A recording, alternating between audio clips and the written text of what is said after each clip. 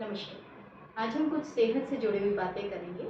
हम सब लोग डेली अपने फैमिली मेम्बर्स की केयर में इतनी बिजी हो जाते हैं कि अपनी केयर डेली छूटती जाती है और फिर हम छोटी छोटी प्रॉब्लम्स पे कि हेडेक हो गया है या कॉन्स्टिपेशन हो गया है और इन सब छोटी छोटी बीमारियों के लिए हम अननेसेसरी मेडिसिन लेते हैं। कभी सोचा है किसी ने कि इन मेडिसिन के कितने ज़्यादा साइड इफ़ेक्ट होते हैं। आजकल स्टोन कितना कॉमन हो गया है, वो इन सब मेडिसिन का ही साइड इफ़ेक्ट है। हम जितनी भी टेंशन लेते हैं कुछ भी, तो उससे हमारे बॉडी में कॉर्टिसोल निकलने लगता है और उसकी वजह से हमारा खाना भी प्रॉपर डाइजेस्ट नहीं हो पाता और एक अननेसेसरी एक फियर बॉडी में हो जाता है। तो इन सब छोटे छोटे प्रॉब्लम्स को आप अवॉइड करिए, खुश रहिए और इन सब छोटे छोटे प्रॉब्लम्स को जितना आप अवॉइड कर सके मेडिसिन्स को आप अवॉइड करें।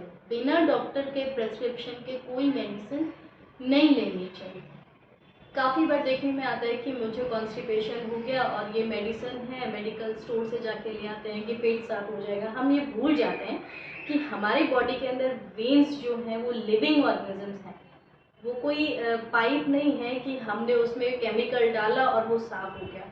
इस तरह की मेडिसिन यूज़ करने से दूसरे साइड इफ़ेक्ट, और कई बार तो अंदर ही अंदर वेन फटती रहती है और हमें पता नहीं चलता और वो ब्लड का क्लॉट बन जाता है। तो कितना ज़्यादा डेंजरस है। इसकी बजाय हम देशी जितनी भी बहुत सारी हैं चीज़ें, जैसे एलोवेरा हो गया, मेथी हो गया, सौंफ हो गया, इस टाइप की चीज़ें हम यूज़ कर सकते हैं। फ्लैक्स सीड्स बहुत बेनिफिशियल है और सबसे ज़्यादा तो हमें वॉक और एक्सरसाइज पे स्ट्रेस देना चाहिए। फ्रूट्स खाइए।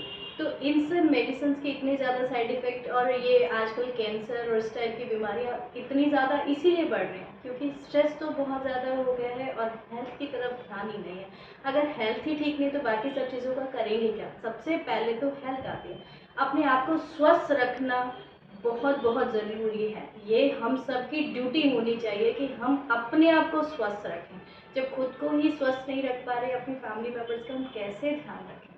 तो इन छोटे छोटे मेडिसिन को हमें अवॉइड करना है, अपने आप को ठीक रखना है, ज़्यादा से ज़्यादा वाटर ड्रिंक करना है, फ्रूट्स लेने हैं, वेजिटेबल्स को इंटेक करना है। और हाँ, मैदा को आप सबसे ज़्यादा इग्नोर करिए क्योंकि मैदा हमारे इंटेस्टाइन में जाके फंस जाती है और बहुत सारी प्रॉब्लम्स को क्रिएट करती है, जिसकी वजह से छोटे बच्चों में, अभी छोटे बच्चों में ही फैटी लिवर हो जाता है जबकि वो बच्चे कोई ड्रिंक नहीं करते हैं।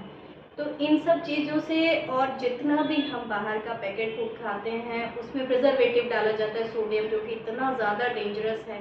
हम जूसेस लेके आते हैं, वो भी अक्सर मैं तो देखते रहती हूँ कि जूस लेके आ रहे हैं उसको भी निकाल के रख दिया कि बच्चे शाम को पी रहे। शाम तक उस जूस में बचा क्या? कुछ नहीं बचा। अगर आपको जूसेस, वैसे तो कोशिश करिए कि आप फ्रूट्स ही दें बच्चों को क्योंकि उससे फाइबर भी जाने दीजिए बच्चों के अंदर। अगर जूस भी देना है तो उसी टाइम दीजिए फ्रेश, उसको स्टोर करके देने का कोई मतलब नहीं है। और बहुत सारे लोग तो जूसेस ले आते हैं, वो फ्रिज में भरे रहते हैं, वन वन मंथ तक चलते रहता है, जबकि 15 डेज बाद तो मेडिसिन भी, जो लिक्विड मेडिसिन है वो भी खराब हो जाती है।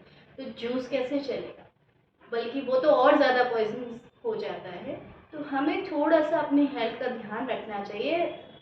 एक टाइम आता है, वो तो ठीक है, सबको डॉक्टर की नीड होती है, बट बचना चाहिए। जो अननेसेसरी प्रॉब्लम्स हम खुद ही क्रिएट कर रहे हैं उनसे तो हम बच ही सकते हैं। तो अपना ध्यान रखिए, खुश रखिए, हेल्दी हैबिट्स अपनाइए। Thank you so much.